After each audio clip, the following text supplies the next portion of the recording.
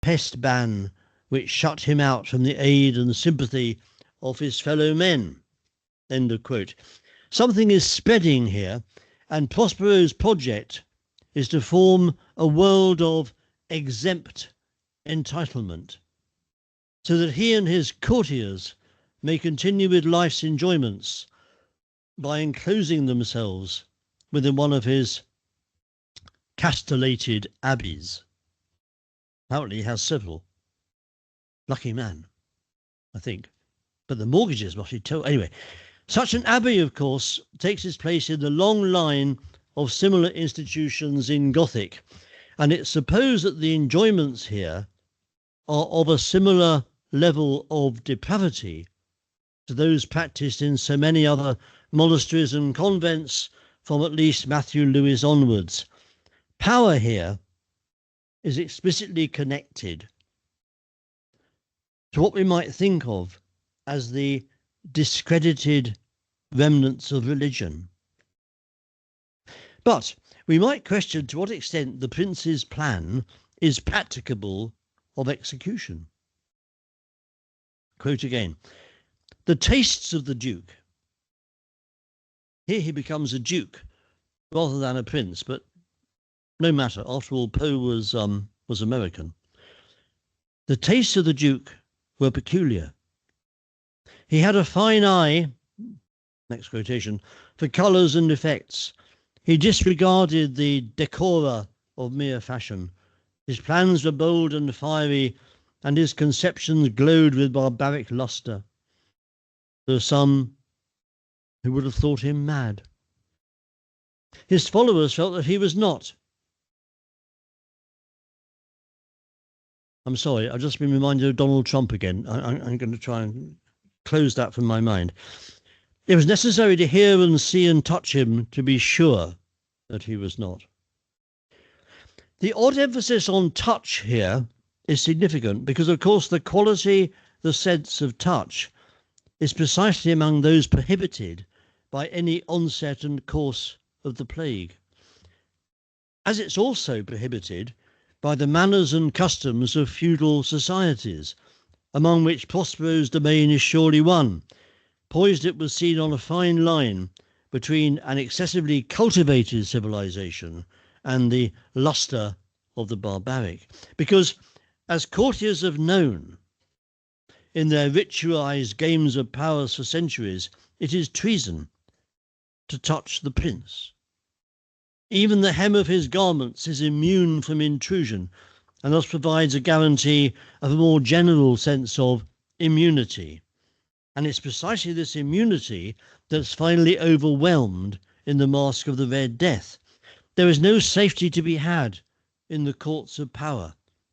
Among its many other characteristics, pandemic may be regarded as a great leveller, a moment when power structures quail and the forces of the bodily overwhelm those of status and privilege.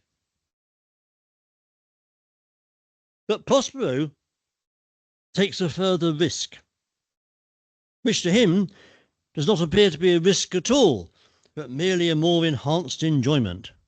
He decides to have a masked ball. We could all have told him that was a terrible idea, but we weren't there, so he has the masked ball. It's transgressive, obviously, in two ways.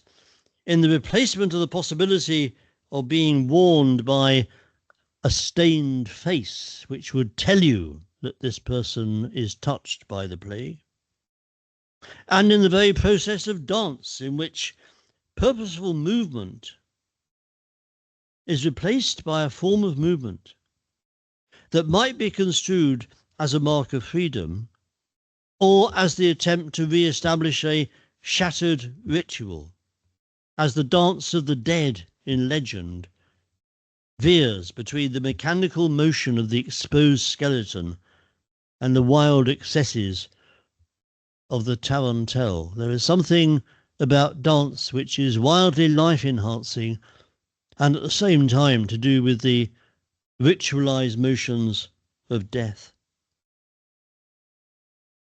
Poe's story can be read as an oblique critique of power and class structure, as Gothic in general, with all its trappings of the supernatural, rarely fails to offer a commentary on matters of privilege, exemption, and transgression.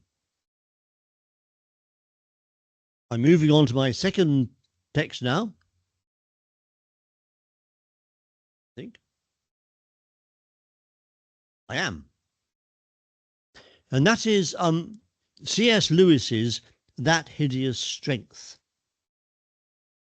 You probably know C.S. Lewis in a number of contexts. The Narnia books for young adults. The other books in the Hideous Strength series, Out of the Silent Planet and Perelandra. That Hideous Strength, published in 1945, was the third and by far the longest of his, what he called his space trilogy. Quite early in writing a space trilogy, actually, where the privilege, we talk about privilege here, yes, about exemption from the plague. The privilege is not that of pseudo-Renaissance courts, as it is in Poe, but that of a thinly disguised ancient Oxbridge college threatened by modernity and development.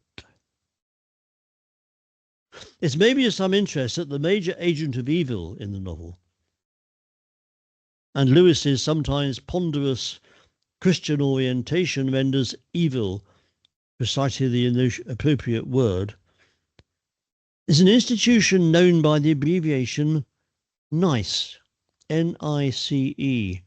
Now, I apologise for this because this won't mean much to you, but in the UK, NICE, N-I-C-E, has been standing for, in the last 10 years, an institution that became the dominant institution in the UK in respect of COVID and the lockdown, namely the National Institute of Clinical Excellence.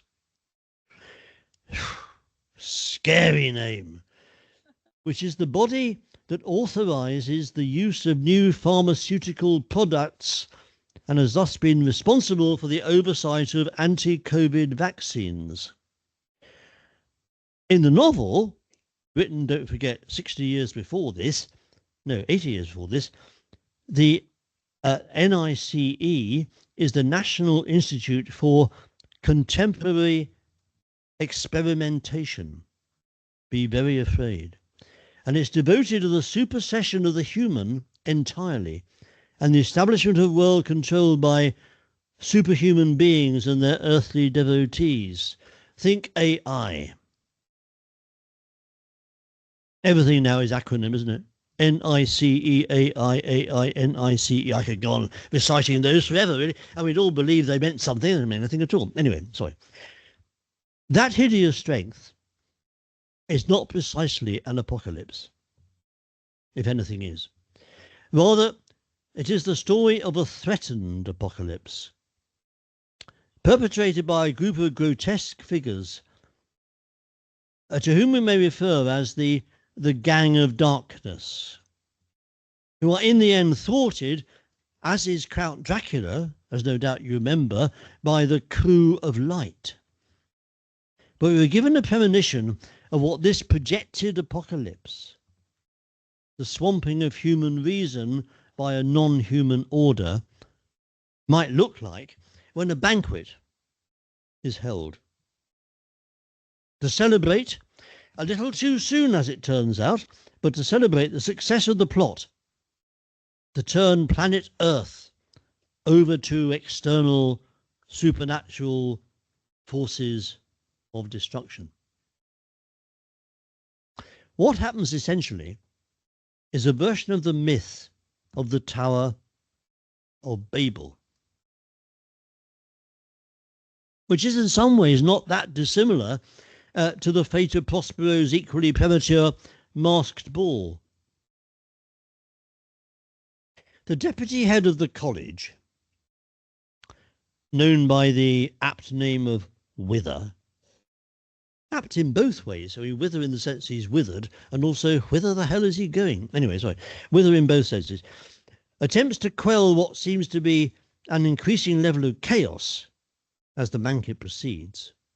And I quote, by raising his voice and speaking one authoritative word, which had often reduced troublesome meetings to order. I'm sure colleagues here are well aware of what those words might be that will reduce troublesome meetings to order. But on this occasion, this blasphemous parody of the force of the Logos has no effect. This is your next quote. Well, it's my next quote. It's the next quote I've given you, I think, or your anyway. This time, he was not even heard. At least 20 people present were at that very moment attempting to do the same thing. In other words, attempting to utter the one word that would bring order to chaos. To each of them, it seemed plain. The things were just at that stage where a word or two of plain sense, spoken in a new voice, would restore the whole room to sanity. One thought of a sharp word, one of a joke, one of something very quiet and telling. As a result, fresh gibberish in a great variety of tones rang out from several places at once. Now, Poe's Masked Ball is a kind of attempt at prophylaxis. Lewis's Banquet is a version of a diabolical transgression which backfires and turns in on itself. There is no doubt that there is also a more parochial version of apocalypse going on. Lewis is envisaging the moment when committee speak, however apparently carefully thought out, implodes and reveals its essentially meaningless nature, which is a mark of his own, Lewis's, love-hate relationship with ancient academic institutions. This more local metaphor, though, is inseparable from a far larger fear. The eruption of nonsense at the banquet is merely a precursor of the final disruption and collapse of the event. And that occurs when the animals, kept in a nearby laboratory, for the purposes of the experimentation, which is the real focus of NICE's title. Remember, the National Institute for Contemporary Experimentation. When those animals escape and come to wreak a vengeance for their captivity. If you've not read the novel, you'll enjoy this bit when you read it. It's great. Thus then, one proposed apocalypse is supplanted by another. And in accordance with Christian ideology, which after all is where all Western literary notions of apocalypse began, the progress of the forces of evil is finally held in check, if not defeated, by the forces of good. Now, for Lewis, the danger of apocalypse lies in the corruption of institutions, the replacement of a kind of sanctity by its grotesque parody. And the novel clearly wishes to give us a sense that this is happening now, in the present, all the time. It's not a remote possibility, but rather one in which we are all conjured to conspire, even to participate. Apocalypse now. But it's also an apocalypse of bodies. The vengeance of the animals is in direct response to the apparent, albeit limited, success of NICE's major project, which is to produce a talking, thinking head. It's known in Jewish legend as a teraphim, separated from all bodily concerns and difficulties. Produced in the same year as that hideous